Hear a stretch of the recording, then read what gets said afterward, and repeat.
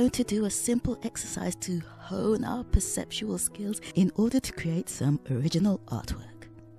We'll be looking at things like shape. A circle can turn into an apple, an orange, a persimmon, or a coconut. By combining and overlapping these shapes, we can craft some truly unique compositions. Here, I'm showing how these shapes can be used to create some really unique configurations. Believe it or not, many seasoned artists have a condition called aphantasia, which means they can't actually visualize things in their mind.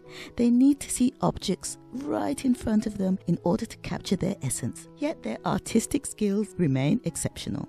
On the other end of the spectrum, there are artists like Kim Jung-gi and Stephen Wiltshire, who can conjure up incredibly detailed scenes straight from their minds, thanks to their amazing memories, observational skills, and their understanding of light and shade. Now let's see how light and shade can enhance our composition. First, we need to decide where the light source is. I've drawn a little sun to indicate where it's coming from.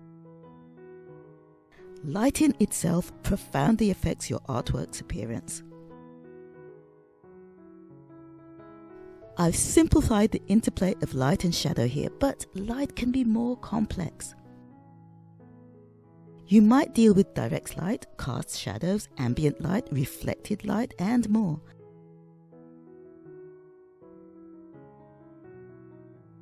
This complexity is why I picked up Colour and Light by James Gurney, which promises to be an interesting read. Maybe I'll do a book review on it. Speaking of colour, coloured pencils are a versatile tool that many households have. They are often underestimated, but once you learn how to layer colours and mix colours and create light and shade, you're on your way to creating stunning artwork with any medium. Coloured pencils are forgiving and versatile. You can erase them, layer them for rich colours, dip them in water for a watercolour effect, and they're super portable for sketching on the go.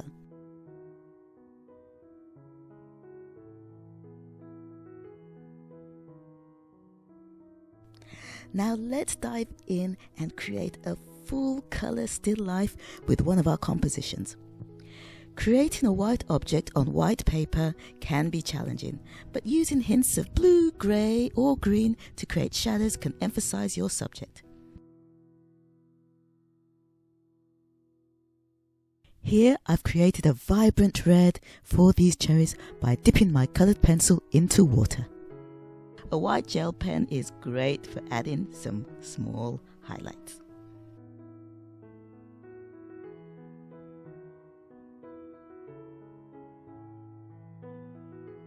Combining various colours is essential to get the right shade. For a rich orange like a persimmon, I use yellow, orange and red, building up the layers.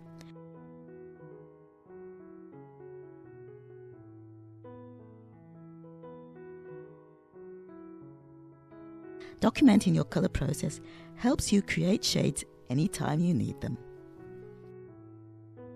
On this sheet, I've broken down all the colours used for the apple, persimmon, cherries and jug.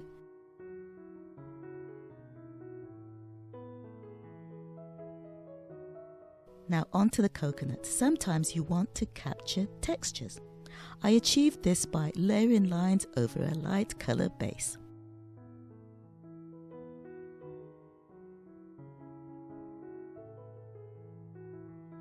Pomegranates have a rustic look, so I use a yellow base adding reds and brown. Practice blending and colour mixing on swatches to get the right shades. An eraser helps to add even more texture.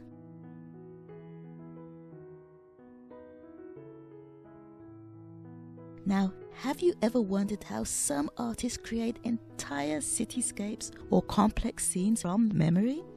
With practice and understanding certain principles, you too can master creating compositions off the top of your head. But it's something that you can achieve with practice and by understanding certain principles. The mind is an amazing tool. Artists like Kim Jung-gi and Stephen Wiltshire have honed their skills to an extraordinary level. Kim Jung-ji is renowned for his ability to draw intricate scenes with perfect perspective and detail without any references. His talent lies in his exceptional memory and deep understanding of how objects and shape relate to one another. Stephen Wiltshire is known as the human camera. He can draw vast cityscapes with incredible accuracy just after one brief glance. His ability stems from his remarkable visual memory and acute observational skills. He captures the essence of an entire city down to the smallest detail purely from memory. These artists have mastered the art of observation and the grasp of form. They understand how to break down complex scenes into shapes and how these shapes interact in space. They have also developed their own intuitive sense of perspective, light and shadow, which allows them to create realistic, dynamic compositions. For most of us, this level of skill requires a lot of practice. Start by observing your surroundings, carefully breaking them down into basic shapes. Practice drawing these various shapes from different angles and in various compositions. Study how light affects these objects and create shadows, and look at how different elements interact in the scene. With time and dedication, you'll find that your ability to create these detailed, complex scenes from memory will improve, and it's all about training your brain to see how to recall the world in a structured way.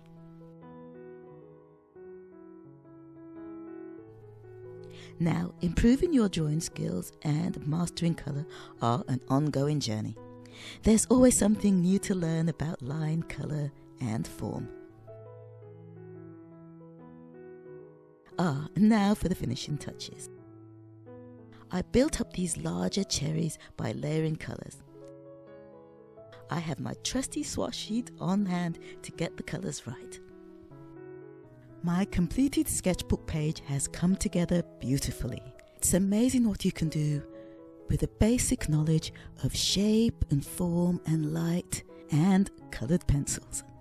This particular exercise is great for planning original pieces or larger works, and how to use simple shapes to build up complex scenes. You might recognize this composition from the unboxing pastel pencils video. Well, I hope you play around with simple shapes and coloured pencils to create beautiful compositions on your own. Enjoyed this video? Remember to subscribe so we can continue creating together. Much love and happy creating. Peace.